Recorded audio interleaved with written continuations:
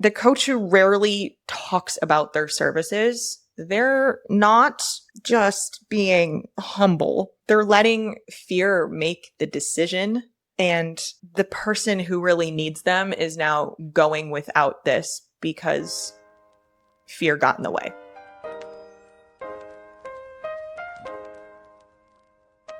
Welcome back to Not Another Mindset Show. Listen, if you've ever told yourself that you're just not a salesperson, that you just hate selling, you wish you didn't have to do it, then I'm going to need you to pay attention for the next 20 to 30 minutes, however long this takes, okay? Because this is a really important episode for you. Mainly because that story that you're telling yourself, and you can feel free to push back and tell me it's not a story and it's the truth. But I think by the end of this episode, you might think differently. Anyway, if that's how you feel, I need you to be here because it's costing you to think this way, believe this way.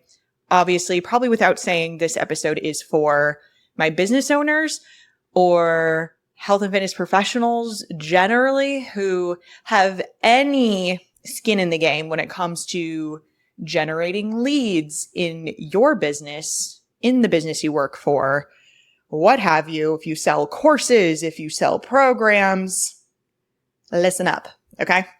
First and foremost, I need you to know this isn't a character flaw, okay? It's a belief that was probably influenced and then reinforced by other experiences that you've had as a consumer. So being like on the receiving end, right? I can tell you firsthand, I've had some not so great experiences. However, now that I'm thinking about it with these experiences, all it did was help me realize how I don't want to go about selling. Really briefly, I can tell you that there was this is so funny because it's a very like meta example, because I was looking to invest in a sales training system for my health and fitness coaching staff when I still owned my one-on-one health and fitness coaching business, and was interested in this person and what they were doing. They were going to come in and train my sales team, set up this whole system. Number one, the sales call that I had just felt so pushy and proddy and not great. By the end of the call, this man said to me, "Okay, so where are you at? What are you thinking? Is this a decision that you want to make?" And I said, "It's a decision that I need to take back to my team and make sure everyone's on board before we move forward. But this all sounds great. Thank you for your time, blah, blah, blah." And he goes, "Wait a second. Aren't you the business owner? Aren't you the CEO?" And I said, "Yes, I am."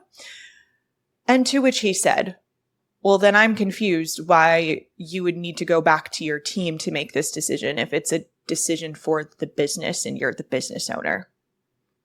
And so then I had to argue back that my team is important to me and I want to ensure that I have their buy-in and their autonomy is important. And he just didn't get that. And that was very uncomfortable. We got off the call. He sent some follow-up text messages. One of them, which was just a series of question marks because I hadn't responded in a few hours. I mean, listen, yeah, there's some cringy stuff out there, but that doesn't mean that you have to be that you come off as that, especially if you're thinking to yourself, "I don't want to be this." Then I promise you, you probably will not be that, right? So here's the thing that I want to start with first. You are always selling already, every day, in small ways, whether you realize it or not. And I have some examples for you where this could kind of look like once we get into the episode. So this sort of sales is slimy belief that so many of us deal with, we need to figure out where it comes from if we want to combat it and stop feeling this way. So much of this, I think, especially for coaches out there, service providers, you're out there to help people with your education and your expertise. And you think to yourself, how often? I'm a coach. I'm not a salesperson. I'm a coach. I'm not a marketer. So I have a little bit of like a research angle I want to share with you. There's this idea of moral licensing and identity behavior gap, and people with a strong helper identity which I'm going to go out on a limb here and say that as many of you, if you're a health and fitness coach or a health and fitness professional, you provide service to help other people. If you identify with that, it's really easy to unconsciously reject anything that feels transactional. So again, this isn't a character flaw. It's a belief. It's based in your identity, sure, but this is all stuff that is really changeable. So just like all beliefs and how I teach you to work with your clients who have beliefs that are holding them back from seeing more progress, awareness is going to be the first step. You guys are probably sick of hearing me say this over and over again, but I say it over and over again because it is important, okay? Anything you hear me say more than once on this podcast probably means it's important, okay? So this belief doesn't come out of nowhere. It's coming from somewhere and is immediately, I just want you to sit with that. Like, I feel this way. I'm thinking this way. I believe this about myself when it comes to sales and selling and marketing for a reason. And it's not a character flaw. It's usually built from that experience, whether it was a pushy car salesman, you had an experience like I did. I don't know, the high school girls in your DMs with their MLM sales or the high pressure gym membership upsell pitch, whatever it is that you've experienced, that's how you have experienced sales. And if it's a negative experience, that's something that's going to stick with you more than a positive experience. And we've all been on that receiving end of the sort of manipulative, slimy sales tactics and have essentially in our brains filed that under, this is what sales is, even if we logically know that it can look differently. So I would invite you to think more about the meaning that you are assigning to the idea of sales and selling and why that meaning exists. To be honest, I could almost stop the podcast episode here because that alone is going to be so important. It is required if you want to shift the way that you're thinking about sales, selling, marketing, and get better at it. Okay, quick commercial break, kind of. I mean, the show isn't sponsored and I'm definitely not making any money to record these episodes, but I do have something really relevant to share with you. I'm running a 2-part live training all about money mindset this July, the 14th and the 15th. Day 1 is basically the internal piece, your mindset, your blocks, your story around selling. And day 2 will be the external piece, the psychology of your prospective clients and how to use that to upgrade your marketing and sign more clients. If you've been listening to this episode and nodding along, then you definitely should consider being there. Head to the show notes. You'll find a link there that'll get you on the priority list. So you will be the first one to know when registration opens. 2 days, 2 live trainings with me, 2 sides of the same money mindset problems. I'm super, super excited for this and I can't wait to share it with you. There's also an identity piece here that we need to talk about with being that helper perspective, the I help people identity, like thinking back to like the classic, this is what you should put in your Instagram bio. Like I help so-and-so, like we're all helpers here, right? It's great, but it can create some conflict in your brain because helpers help, they give, but then sellers, they take, right? So your brain is building this conflict of, I'm someone who helps people. I don't want to take from them. You see where I'm going with this? So the question for you I have is, does it ever feel like selling goes against who you are as a person, as someone who has a helper identity?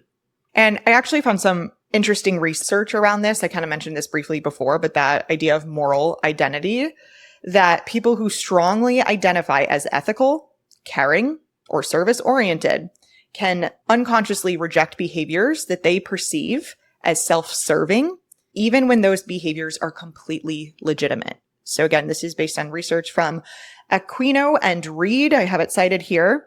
But basically what all this says is that your resistance to selling might have something to do with the identity that you hold. But my friends, and this is important. This is an important takeaway here.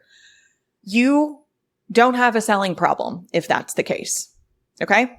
It's not that you have to get so much better at sales and marketing tactics, and then even thinking about that makes your palms sweaty because it sounds so awful. It's that you have beliefs about selling and you've developed this story over time about selling. And of course, this is the real takeaway. Beliefs and stories can change. You can change your belief. You can change the story that you have about what it means to sell, to be a salesperson. And that's really kind of the meat of what we're going to get into inside this episode. So kind of coming back, I mentioned that we were going to talk about this at the very beginning. Every single day, you are selling something. And almost constantly throughout the day, you are selling something. What I mean by this, you are selling yourself on that 1 hour uninterrupted time of focus work that you're about to do. You're negotiating with yourself and your own brain. You're managing the resistance behind what else you need to be doing during that time. You're managing the objections that you're giving yourself that you need to grab your phone and check something during that time. You're finding a reason that outweighs the friction for that 1 hour of focus time. That, my friends, is a sales conversation with yourself. And you're doing that constantly. For those of you who are parents, you're doing a lot of selling. I'm not a parent myself, but I can only imagine. And when witnessing my friends that are parents, there's a lot of selling going on. For instance, you're selling your kids on eating the green stuff, right? Getting them to eat their vegetables. But you're not, and you probably shouldn't be, not that I'm one to give parenting advice, you're not forcing your kids to eat their vegetables, right? But you are anticipating the objections they might have, right? Oh, this is gross. I don't want this. Can I have something else? And what do you often then do as a parent? Again, not a parent, but I can imagine it may be some sort of reframing the value, right? Oh, but the broccoli is going to help you feel good and run faster. If you finish the chicken, that's going to help you build strong muscles because it has protein. So we're reframing from it's gross to look at all this fantastical stuff that it's going to help you do. And sometimes you may even have to sweeten the deal, right? Like as soon as you finish this, then we can go outside and play. That is a lot of objection handling. And I'm also thinking like with the go outside and play, that's sort of like a bonus value add, right? You are selling the barista on the fact that you're a nice person in a 2-minute conversation when you get your coffee. You are trying to build rapport, come off as likable to this person, maybe even be thinking like, how can I make their day a little bit better? And after just witnessing that not so nice customer, I want to sell them on the fact that I'm not a not so nice customer. So you care whether they walk away thinking well of you or not in this situation. And that is basically like personal brand management happening in real time. And that's selling. You are selling your email subscribers with a subject line. And in this case, I know that this is a little bit more like direct sales conversation, but if you really think about it, we may be thinking about the purpose of the email to sell something, right? But the reality is you're actually selling someone who's looking at their inbox, reading your subject line. You're selling them on actually even taking the first step to open your email. And then we could say you're selling them on the opening part of your email to keep reading more. And then you're selling them on actually clicking the link, whatever CTA you have at the bottom. And then technically you're also selling them on wanting to open your future emails. So you can see how there's just like mini sales process all of the time. Like you with the one subject line with 5 words potentially, you were hoping someone would care enough to open the email. And you thought about what could I put here that's going to make them curious enough to click this. You were hoping that this subject line hits their interests and you're writing for their interests, not yours. That's copywriting, and all of that is selling. You are selling your friends on going to a movie that maybe they aren't that excited about themselves.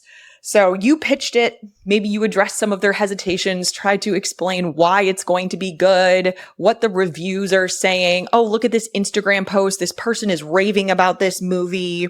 So maybe you've even, again, sweetened the deal with telling them you're going to go get drinks beforehand and you get them to go to the movie with you after all of that.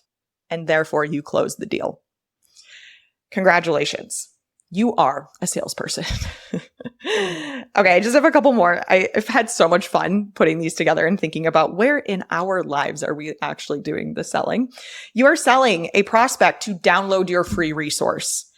This one is literally very sales adjacent. I know for those of you that have lead magnets and freebies, which if you don't, you should. That's a conversation for another time.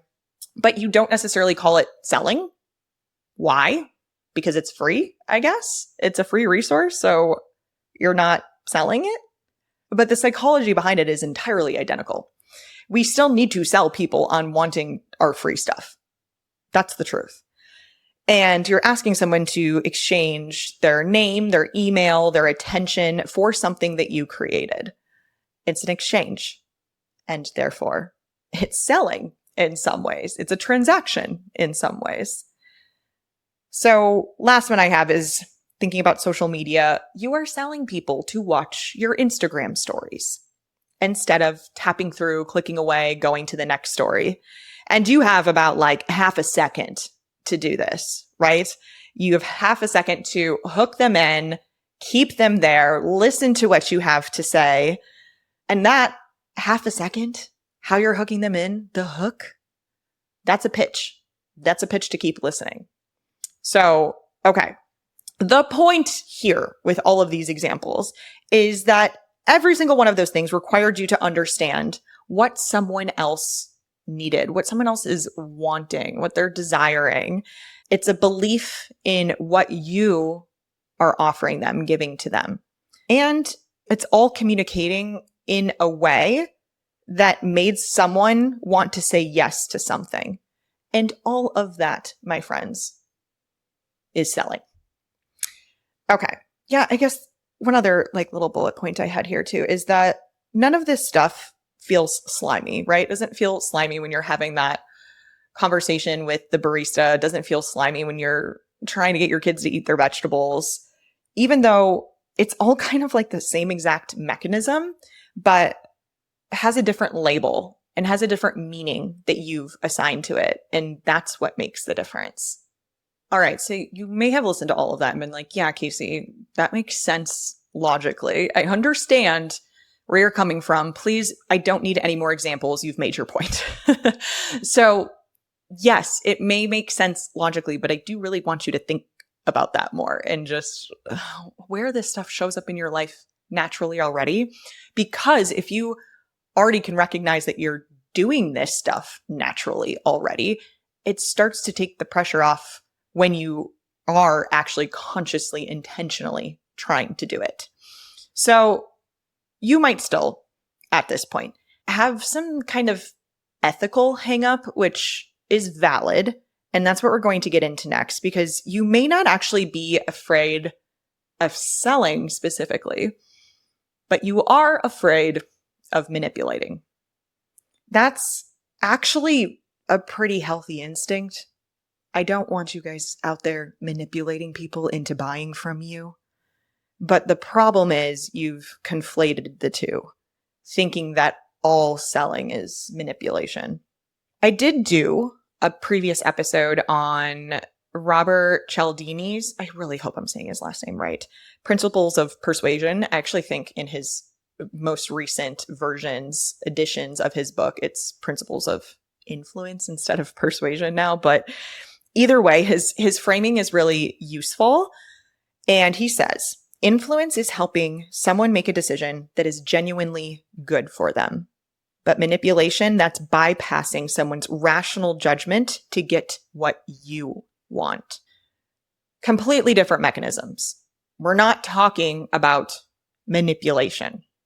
These are entirely different ethics, really. So when you believe in your offer, when you really believe that selling is an act of service, and if you just heard me say that and it felt a little uncomfortable for you, then we probably have some more mindset stuff to work on here, whether it's around money or selling or whatever. But you're not asking people to do something for you. Okay? So we're not in unethical territory, manipulative territory. You're giving them information about a problem that you can help them solve, about a way that you can support them, and then they get to choose whether or not they actually take you up on that offer, which really is just autonomy. And that's speaking of things that I mention all of the time on the podcast and my content with my students, how important it is from a behavior change perspective, which, by the way, so much of selling is just understanding behavior change, decision-making, psychology, and autonomy is at the foundation of so much of this. We're not trying to force people to do anything. We're just trying to help them make a confident decision on their own. And of course, this is exactly how you should be coaching your clients. You don't force behavior change. You help people find their own reasons to change, and you meet them where they're at. You address their fears. You build the belief that change is possible. That's the mindset and behavior change skill set that I'm talking about here all of the time. And the same skill set that you use to help your clients stick to the plan, stop self-sabotage, and get results that last are the same skills that you can be and should be using in your sales and in your marketing to help prospective clients say yes. And if you're a health mindset coaching certification student or a graduate, you get this. You already have this. You have the skill set, and you should be, if you're not already, applying this stuff to your sales and marketing practices. So outside of that ethical piece, not wanting to feel like you are manipulating people, which is valid. Please don't do that. That's not the goal here, but that's not selling unless you're some people, which they just really should be doing that differently. You may have some discomfort around selling because of a little quiet fear in the back of your head, thinking to yourself, what if what I have to offer isn't actually worth it? Maybe you don't see the value in what you're offering. And it's really worth being honest with yourself here, as much as it might be uncomfortable. Because if that's the real issue and you are not fully convicted in what you are offering and what you are selling, the solution is not better sales skills. It does not matter. The solution is having more confidence in yourself and in the work you do and in the offer that you provide. I do have a couple different podcast episodes here because this is really an entirely different conversation. If you're not feeling convicted and confident in the work that you do and in your offer and in yourself as a coach, we got to address that. The other podcast episodes I have for you here, we'll make sure that these are in the show notes, is one on self-doubt and, definitely the imposter syndrome one. So check that out. That would be a good place for you to start if you haven't heard those yet. All right. So the truth is, if you are avoiding selling, then you're withholding something that your ideal client needs. That's the truth. The coach who rarely talks about their services, they're not just being humble. They're letting fear make the decision, and the person who really needs them is now going without this because fear got in the way. There's a concept in behavior change called the intention behavior gap. Also, I've talked about this before. If you're an HMCC student, you're like, here we go with the freaking intention behavior gap again. It's essentially this idea that people can intend all day long to do something and still not do it because you're essentially missing this bridge between intention and action. Talk about this with their clients to help them actually follow through and stick with things. But your prospective client may intend to invest in their health, intend to hire a coach, intend to lose weight, finally do something different. But without having a clear, confident offer from you in order to do the thing, you're basically just leaving them stuck in that gap. So if you think about it that way, if you reframe it that way, that you have people in your audience, people who want to work with you, that are intending to make changes to their lives, to get healthier, to do all these things that you can support them with. But if you're not talking about how you can support them, then you're kind of leaving them over there on the other side of the gap, when actually selling creates the bridge for them to actually take action. So a little reframe for you. Like, repeat after me. I'm not asking them to buy. I'm sharing what I offer and letting them decide if it's right for them. Tattoo that on your forehead if you need to, because that single sentence removes a lot of the pressure, because it's true. You're not actually doing the closing. You are informing them. And the close is your clients to make. Okay. What else do I have for you? Honestly, that's kind of it. I think just keeping in mind that successful selling doesn't require you to be a specific type of person.